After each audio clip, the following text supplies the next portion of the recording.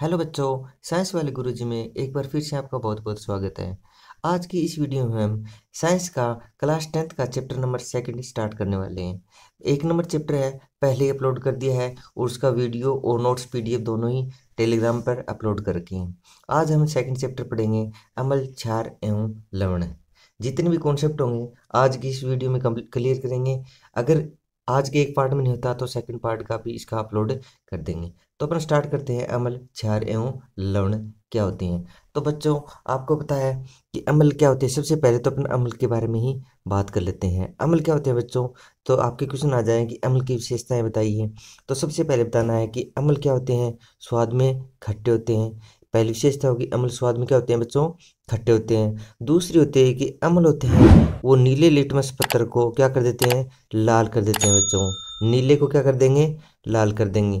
Second विशेषता हो गई अम्ल। थर्ड विशेषता देखनी है कि अम्ल वे पदार्थ होते हैं जो जलीय विलीन में क्या करते हैं, एक या एक से अधिक हाइड्रोजन आयन देंगे, यानी क्या करेंगे, हाइड्रोजन आयन का उत्सर्जन करेंगे। तो अम्ल की विशेषता बता दी। अम्ल क्या होते हैं, स्वाद में खट्टे होते हैं। पहली विशेषता होगी अम्ल स्वाद में खट्टे। दूसरा, अम्ल नीले को क्या कर देंगे, लाल में कन्वर्ट कर देंगे। इसको याद करने के लिए मैं आपको एक ट्रिक बता देता हूँ बच्चों। आपको सिर्फ एक नाम याद रखना है, अनिल। क्या याद रखना बच्चों, अनिल याद रखना है। क्योंकि अम्ल और क्षार में आप कन्फ्यूज होंगे और इस नाम को याद रख लोगे तो कभी कन्फ्यूज नहीं होंगे। अनिल नाम से पता, ऐसे क्या मतलब है बच्चों, अनिल, अनिल में ऐसे मतलब हो गया अम्ल, और नी से हो गया नीला, और लय से होगा लाल। यानी अम्ल क्या करता है, नीले को लाल में कन्वर्ट कर देता है। तो ये विशेषता आपको याद हो जाएगी, कभी नहीं भूलोगे। अनिल नाम याद रखना है, अम्ल और अनिल दोनों से एक पूरा क्लियर हो जाएगा। उसके बाद अपन देखने हैं कि अम्ल स्वाद में खट्टे होते हैं, ठीक है। नीले को लाल में कन्वर्ट कर देते हैं। जल में क्या देते हैं, H+ आयन देते हैं। इसी के जो उल्टे बात होंगी वो अपन पढ़ लेंगे क्षार के अंदर। अभी पहले अम्ल क्लियर कर लेते हैं। उसके बाद होते हैं कि अम्ल है, इसके एग्जाम्पल क्या है। तो बच्चा आपको ध्यान रखना है, HCl हाइड्रोक्लोरिक अम्ल, HNO3, और क्या हो गए H2SO4 और CH3COH। ये सब के सब क्या होते हैं, अम्ल के एग्जाम्पल होते हैं। वैसे तो बहुत से एग्जाम्पल होते हैं लेकिन मेन एग्जाम्पल ही आपको याद रखने हैं कि HCl है, HNO3 है, H2SO4 और CH3COH। वो ये आपको चार तो नाम ध्यान में होने चाहिए।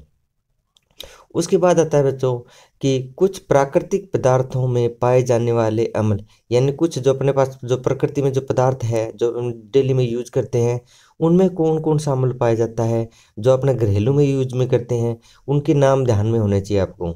जैसे बात करते हैं बच्चों कि एक बात कर लें कि एक प्राकृतिक पदार्थ में, और इस साइड में पढ़ेंगे अपन उसमें उपस्थित अम्ल, यानी प्राकृतिक पदार्थ में कौन से अम्ल उपस्थित हैं। जैसे अपन बात करते हैं डेली यूज में, नींबू लेते हैं, संतरा काम में लेते हैं। तो नींबू और संतरा में ध्यान रखना बच्चों, सिट्रिक अम्ल होता है। कौन सा अम्ल होता है बच्चों, नाम आ गया ना अम्ल, यानी कौन से होते हैं आपने को पता है बच्चों। नींबू संतरे क्या होते हैं, खाने में खट्टे होते हैं ना। तो नींबू और संतरे में कौन सा अम्ल होता है, सिट्रिक अम्ल है बच्चों। एग्जाम्पल में से डायरेक्ट क्वेश्चन आएंगे कि नींबू में अम्ल पाया जाता है, और ऑप्शन में मिल जाएगा आपको सिट्रिक अम्ल, एसिटिक अम्ल, ऑक्जेलिक अम्ल या लैक्टिक अम्ल। तो आपको बच्चों अच्छे से ध्यान रख लेनी है कि नींबू और संतरे के अंदर क्या होगा, सिट्रिक अम्ल होगा। उसके बाद जैसे पूछ लेंगे कि सिरके के अंदर कौन सा अम्ल पाया जाता है, तो बच्चों आपका आंसर क्या होगा, एसिटिक अम्ल। सिरके के अंदर कौन से होगा, एसिटिक अम्ल। ऐसे ऑब्जेक्टिव टाइप क्वेश्चन आ जाएंगे, रिक्त स्थान की पूर्ति करना आ जाएगा कि सिरके के अंदर अम्ल पाया जाता है, कौन सा अम्ल पाया जाता है, ठीक है। उसके बाद जैसे टमाटर, टमाटर भी देखो बच्चा आपने को पता है खट्टा होता है, तो इसके अंदर भी क्या होता है, ऑक्जेलिक अम्ल पाया जाता है। दही के अंदर कौन सा पाया जाता है बच्चों, लैक्टिक अम्ल पाया जाता है। तो इस प्रकार इनके एग्जाम्पल आपको कम से कम चार तो ये याद ही रखने हैं। उसके बारे में बात करते हैं बच्चों कि क्षार क्या होते हैं। अम्ल बात कर लिया, अम्ल स्वाद में क्या होते हैं, खट्टे होते हैं। इनकी विशेषता के कंपेयर करते हुए चलेंगे बच्चों, क्योंकि क्वेश्चन ऐसे आ जाते हैं कि अम्ल व क्षार में अंतर लिखिए। तो उसमें कम से कम आपको चार अंतर लिखने हैं। तो देखो अम्ल के बारे में पहली विशेषता मैंने क्या बताई थी बच्चों, अम्ल के बारे में बताया था कि अम्ल स्वाद में क्या होते हैं, खट्टे होते हैं। लेकिन क्षार स्वाद में कैसे होते हैं बच्चों, कड़वे होते हैं। बच्चों क्षार कैसे होते हैं, स्वाद में कड़वे होते हैं, अम्ल कैसे थे, खट्टे। पहला अंतर हो गया। दूसरा बच्चों देखो मैंने बताया था का अनिल नाम में याद रहा था, क्या नाम याद किया था, अनिल। यानी अम्ल क्या करता है, नीले को लाल में कन्वर्ट कर देता है, नीले को लाल में कन्वर्ट कर देता है, लेकिन क्षार में इसका उल्टा हो जाएगा। क्षार क्या करता है, लाल को नीले में, बच्चों लाल को क्या कर देगा, नीले में कन्वर्ट कर देता है। तो ध्यान रखना है, क्षार क्या करेगा, लाल को नीले में कर रहा था, और लेकिन अम्ल क्या कर रहा था, नीले को लाल में कन्वर्ट कर रहा था। ये दो विशेषता होगी। उसके बाद थर्ड विशेषता देखें तो क्षार वे पदार्थ होते हैं जो कि जल में क्या देते हैं, जलीय विलयन के अंदर क्या देंगे, OH माइनस आयन देते हैं। जो OH माइनस आयन देते हैं वो क्या होते हैं बच्चों, क्षार होते हैं, और जो H प्लस आयन देते हैं वो क्या होते हैं, अम्ल होते हैं। तो बच्चों तीन तो क्या होगी इसमें, ये यहीं पे विशेषताओं में विशेषता भी होगी और उनका अंतर भी हो गया। जैसे क्या बोलोगे, पहला अंतर क्या लिखोगे, अम्ल क्षार में खट्टे और क्षार स्वाद क्या होते हैं, स्वाद में कैसे होते हैं, कड़वे, पहला अंतर। दूसरा बात आप कहोगे, अम्ल क्या करेगा, नीले को लाल में कन्वर्ट कर देगा, लेकिन क्षार क्या करेगा, लाल को नीले में कन्वर्ट कर देगा। उसके बाद थर्ड नंबर आप इसमें अगर डिफरेंस में लिखोगे कि अम्ल होते हैं वो जलीय विलयन में H प्लस आयन देते हैं, लेकिन क्षार जलीय विलयन में OH माइनस आयन देते हैं। तो इस प्रकार आपको तीन अंतर याद रखने हैं। और चौथा एग्जाम्पल का अंतर हो जाएगा, जैसे वहाँ पर ना एग्जाम्पल पढ़े थे HCl, HNO3, H2SO4, CH3COH, वो एग्जाम्पल पढ़े थे। और यहाँ पर अपने एग्जाम्पल पढ़ेंगे क्षार के, कि क्षार का होगा क्या होगा, NaOH, KOH, CaOH whole twice, MgOH whole twice. देखो बच्चों यहाँ पर क्या आ रहा है, OH समूह आ रहा है, सब में क्या आ रहा है, OH समूह आ रहा है, क्योंकि ये क्या करते हैं, जलीय विलयन में OH समूह डोनेट करते हैं, उत्सर्जित करते हैं। वहाँ पर क्या था, HCl इस प्रकार के थे ना, तो वहाँ क्या था, जल के अंदर क्या करेंगे, ये H प्लस आयन उत्सर्जित करेंगे, यहाँ पर क्या होगा, H होगा। तो बस आपको यही ध्यान रखना है कि OH और H का डिफरेंस में भी आपको थोड़ा ध्यान में हो जाएगा कि ये अम्ल है या क्षार है। उसके बाद अपन बात करते हैं बच्चों, एक वेरी वेरी इंपॉर्टेंट है कि पेट की जो अम्लीयता हो जाती है अपने बच्चों, अपने पेट में जो एसिडिटी हो जाती है उसको दूर करने के लिए हम जो क्या लेते हैं, एंटासिड लेते हैं बच्चों, अपन इनो लेते हैं। क्या बोलते हैं बच्चों, इनो बोलते हैं। उसमें क्या होता है वो ध्यान रखना। जैसे बच्चों अपन डेली यूज में लेते हो, सबके सब यूज में लेते होंगे, जिसके भी एसिडिटी हो जाती है सबसे क्या लेके आते हो, एक इनो की पाउच लेके आते हो, और क्या हो जाता है, जिससे आपकी एसिडिटी खत्म हो जाती है। तो बच्चों एसिडिटी नाम से पता चल रहा है, जैसे पेट में एसिडिटी क्यों होती है, क्योंकि पेट के अंदर अम्ल की मात्रा ज़्यादा हो जाती है, और अम्ल की मात्रा ज़्यादा होगी तो इसको कौन करेगा, उदासीन क्षार करेगा बच्चों।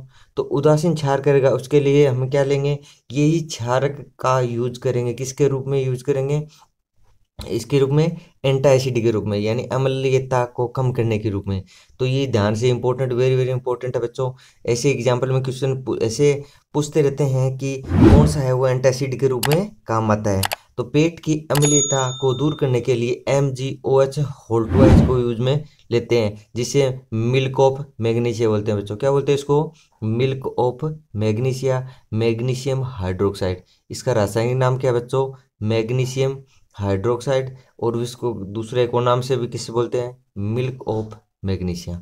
उसके बाद बात करते हैं मेरे बच्चों, जैसे अगर मिट्टी की अम्लता है तो उसकी दूर कौन करेगा, कैल्शियम हाइड्रोक्साइड। ये बच्चों क्या है, कैल्शियम हाइड्रोक्साइड, जो क्या करेगा, मिट्टी की अम्लता होती जाती है उसको क्या कर देता है, दूर कर देता है बच्चों।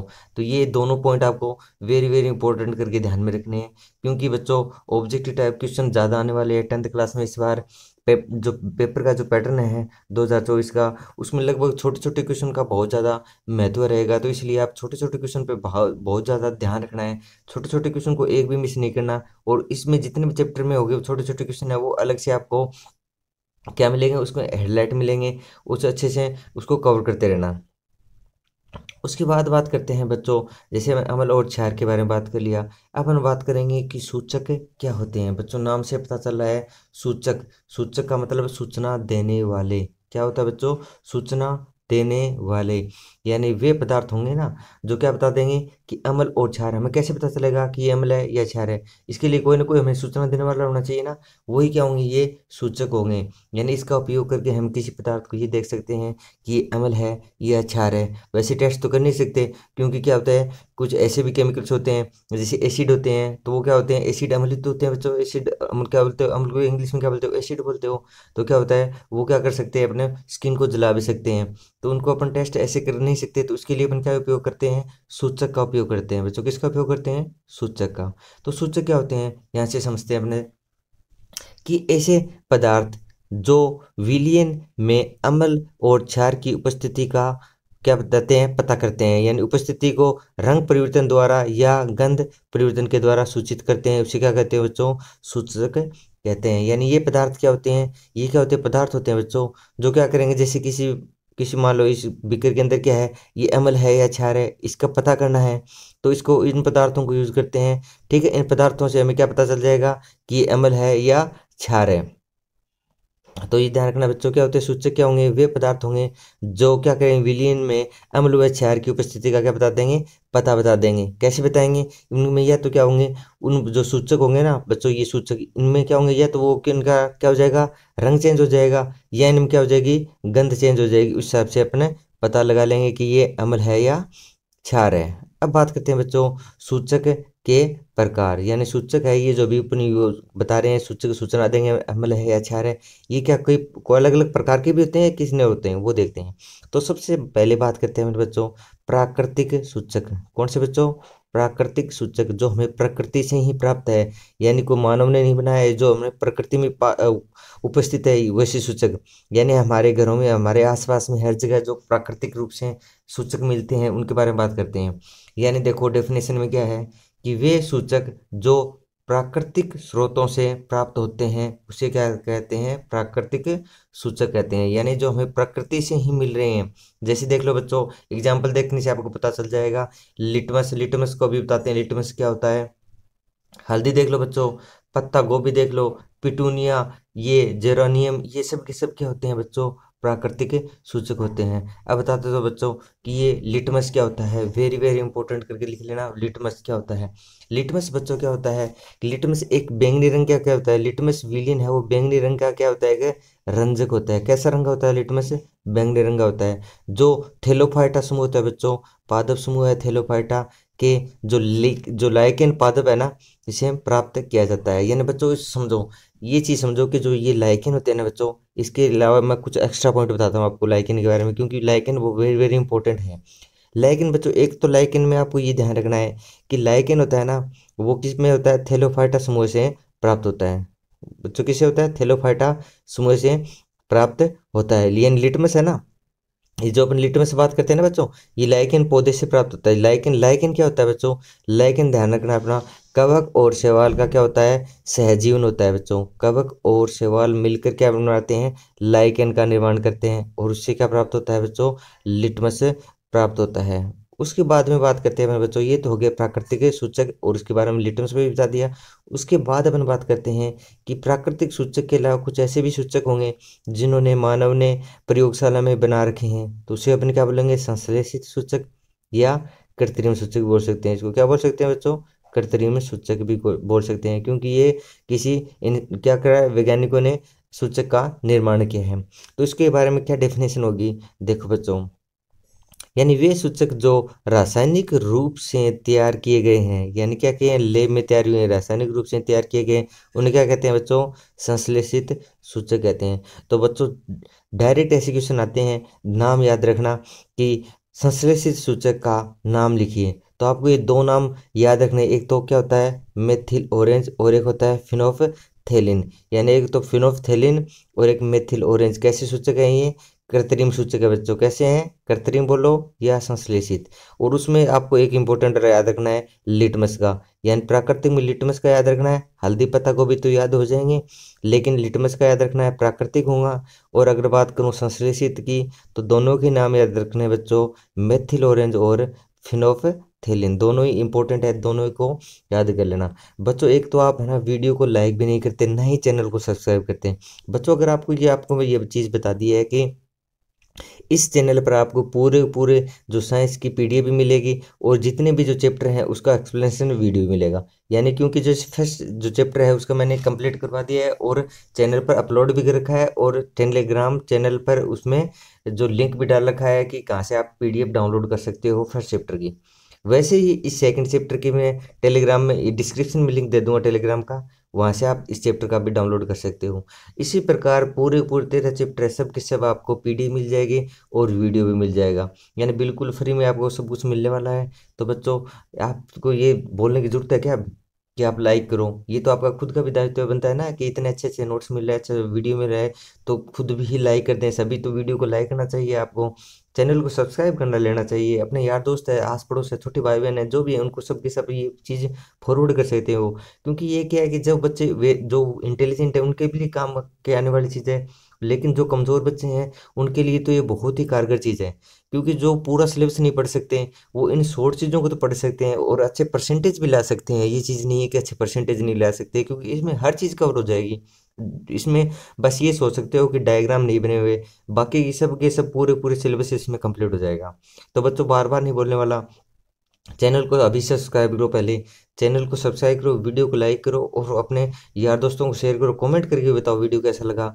क्योंकि ये बार बार मैं भी बोलूँगा तो भी ये ठीक नहीं लगता, क्योंकि बार बीच बीच में आपका टाइम भी वेस्ट होता रहता है। तो ये चीज़ें अपन पढ़ ली बच्चों। सूचक के बारे में बात कर लिया अपने, प्राकृतिक सूचक संश्लेषी सूचक दोनों बात कर लिए। उसके बाद करते हैं अपने बच्चों गंधीय सूचक। नाम से पता चला है गंध के द्वारा हमें सूचना मिलती है। कैसे बच्चों? गंधीय सूचक, गंध से क्या मिलेगी हमें? सूचना मिल जाएगी। तो बच्चों देखो गंधीय सूचक में क्या है, ऐसे पदार्थ जिसकी गंध अम्ल क्षारीय माध्यम में बदल जाती है उसे क्या कहते हैं बच्चों?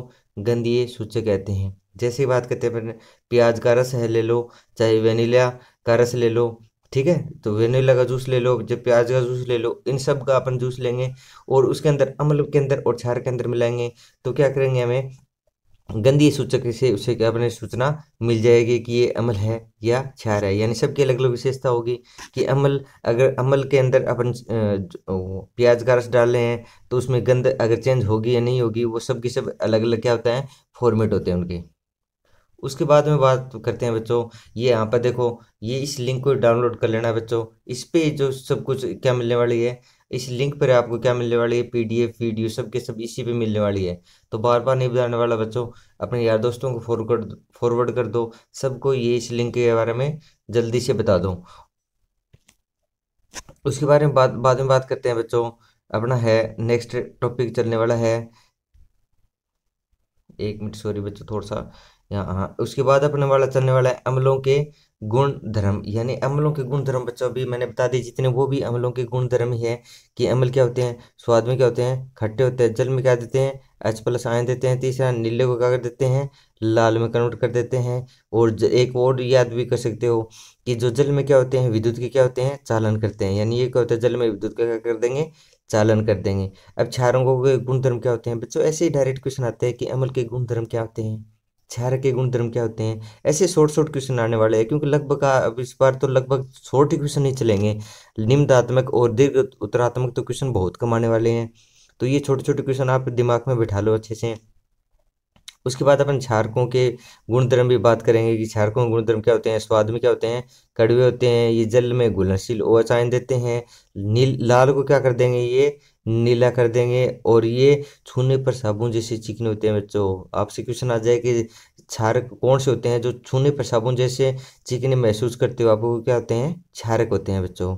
उसके बाद अपन बात करेंगे कि अम्लों की धातु के साथ अभिक्रिया। अब बच्चों अम्लों की धातु के साथ अभिक्रिया, अधातु के साथ अभिक्रिया, ये से क्वेश्चन आ जाएगा कि अम्लों की धातु के साथ अभिक्रिया एक उदाहरण सहित समझाइए। तो बच्चों अपने को ये ध्यान रखना है कि जब भी अम्ल होता है बच्चों, कोई भी अम्ल ले लेना, जैसे आपको पूर्व बताया था HCl, HNO3, H2SO4, सब के सब अपन क्या रहे थे, अम्ल के ही एग्जाम्पल ले रहे थे। तो अम्ल लेना है और साथ में क्या लेना है बच्चों, धातु के साथ क्या करवा देनी है अपने को, साथ अभिक्रिया करवा देनी है बच्चों। जैसे कि लेंगे यहाँ पे, इसमें रासायनिक समीकरण द्वारा समझा रखा है कि जब अम्ल की धातु के साथ अभिक्रिया करवाते हैं बच्चों, तो हाइड्रोजन गैस क्या होती है, मुक्त होती है बच्चों। क्या होती है, हाइड्रोजन गैस। वही इंपॉर्टेंट चीजें ध्यान रखना है कि जब अम्ल और क्या होते हैं बच्चों, अम्ल और धातु को दोनों को मिला देंगे, जब बच्चों क्या होगा, अम्ल के जैसे आपने क्या बीकर में ले रखा है, क्या ले रखा है, अम्ल ले रखा है, और उसमें यहाँ पर क्या डाल दूं मैं, कोई धातु का टुकड़ा डाल दूं,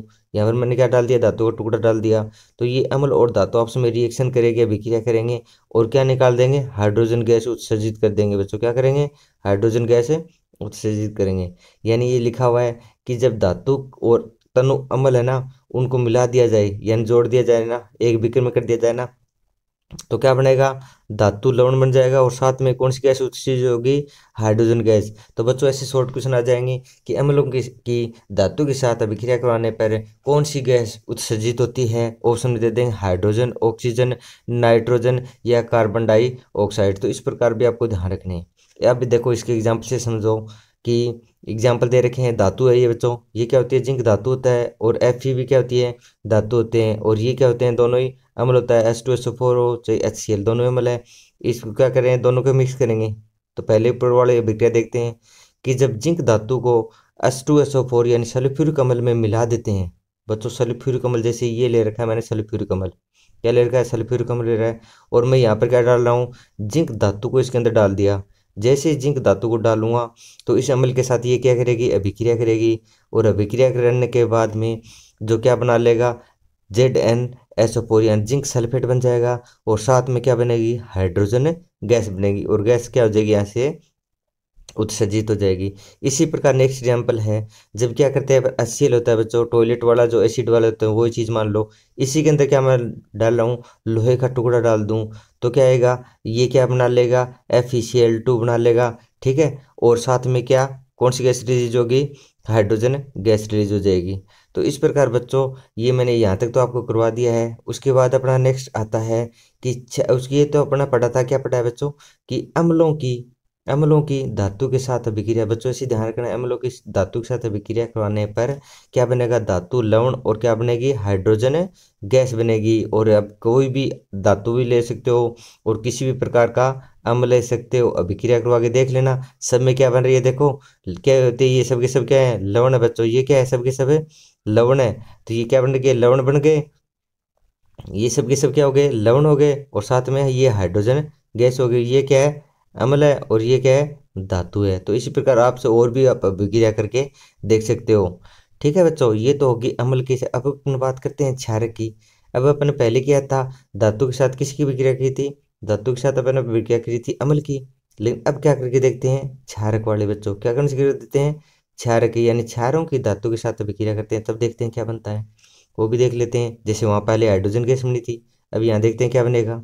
देखो बच्चों, क्षार की हम धातु के साथ अभिक्रिया करा रहे हैं, क्या करते हैं बच्चों, क्षार वही OH माइनस आयन दे रहा था। अब क्षार की धातु के साथ अभिक्रिया करेंगे तो क्या बनेगा बच्चों, धातु ऑक्साइड और हाइड्रोजन गैस। वहाँ लवण बन रहा था बच्चों, यहाँ क्या बनेगा, धातु ऑक्साइड और हाइड्रोजन गैस निकलेगी। ठीक है बच्चों, एग्जाम्पल से देख लो कि क्या लेना है, अपना धातु लेना है, जैसे ये धातु हो गई जिंक, और क्षार लेना है। क्षार बच्चों अपने अभी एग्जाम्पल पढ़ गए हैं, सब के सब ये क्या एग्जाम्पल, ये क्षार के थे, और साथ में इस क्षार के क्या मिला दिया, इस जो क्षार के साथ मैंने क्या मिला दिया, धातु मिला दी। जैसे धातु मिला दी, दोनों क्या करेंगे, अभिक्रिया करेंगे, और क्या बनाएंगे, उत्पाद बनाएंगे, सोडियम जिंकेट। बच्चों इंपॉर्टेंट है फॉर्मूला, सोडियम जिंकेट का क्या फॉर्मूला होता है, याद रखना, Na2ZnO2। Sodium zincate direct question आएगा कि सोडियम जिंकेट का फॉर्मूला है, ये दे देगा Na2ZnO2 किसका सूत्र है। तो आपको ध्यान रखना है किसका है, सोडियम जिंकेट। और साथ में क्या रखना है, आपको ध्यान रखना है, साथ में क्या निकल रही है बच्चों, हाइड्रोजन गैस मुक्त हो रही है। ठीक है बच्चों, तो ये एग्जांपल हो गया। सेकंड एग्जांपल देख लो, एल्यूमिनियम डाल देते हैं किसमें, जैसे क्षार, इस क्षार के अंदर अगर मैंने एल्यूमिनियम मिला दिया तो क्या बन जाएगा, देखो सोडियम एल्यूमिनेट बन जाएगा ना बच्चों, और साथ में क्या बनेगी, यहाँ पर क्या बनेगी, हाइड्रोजन गैस मुक्त हो जाएगी। तो बच्चों इंपॉर्टेंट बस वही चीज़ थी कि धातु की, यहाँ देखो क्या हो रहा था कि धातु है, धातु की अगर अम्ल के साथ अभिक्रिया कराओगे तो धातु लवण और हाइड्रोजन गैस बनेगी। कोई भी एक एग्जाम्पल याद रख लेना है। उसके बाद अपन बात करें क्षार की, बात करें क्षार और धातु की अभिक्रिया कराएं, क्षार और धातु की अभिक्रिया कराऊंगा तो धातु ऑक्साइड और हाइड्रोजन गैस, यानी दोनों तरफ ये ध्यान रखनी है, दोनों में क्या हो रही है, हाइड्रोजन गैस मुक्त हो रही है। एग्जाम्पल याद रख लेना, लेकिन सोडियम जिंकेट को जरूर याद रख लेना। उसके बाद बच्चों है धातु कार्बोनेट के की जो अम्ल के साथ अभिक्रिया। इस प्रकार बच्चों ये भी अपना चैप्टर पेंडिंग है, क्योंकि 2-3 वीडियो में कंप्लीट करवा दूंगा। एक वीडियो में काफ़ी लंबा टाइम हो जाएगा, आप खुद भी बोर हो जाओगे। तो बच्चों वीडियो कैसा लगा कमेंट करके जरूर बताना। इसका जो PDF है टेलीग्राम लिंक पर मिल जाएगी, वो डिस्क्रिप्शन में मैं टेलीग्राम लिंक डाल दूंगा। और अगर वीडियो अच्छा लगा है तो चैनल को सब्सक्राइब कर लेना, कमेंट करके ज़रूर बताना कि वीडियो कैसा है। और कुछ भी अगर आपको ट्वेल्थ, एक चीज़ ये भी सुन लो, ट्वेल्थ क्लास बायोलॉजी के भी इसी प्रकार के वीडियो अपलोड कर रखे हैं। अगर किसी को नोट्स चाहिए या पीडीएफ चाहिए तो वो भी कमेंट कर सकते हैं। आप अपने बड़े छोटे भाई बहन हैं उनको भी आप सूचित कर सकते हो कि इस चैनल पर ट्वेल्थ क्लास बायोलॉजी के भी जो हैंड राइटिंग क्लास नोट्स बहुत अच्छे से मिल जाएंगे। चलो बच्चों, अभी वीडियो को अंत करते हैं। देखने के लिए, वीडियो देखने के लिए बहुत बहुत धन्यवाद।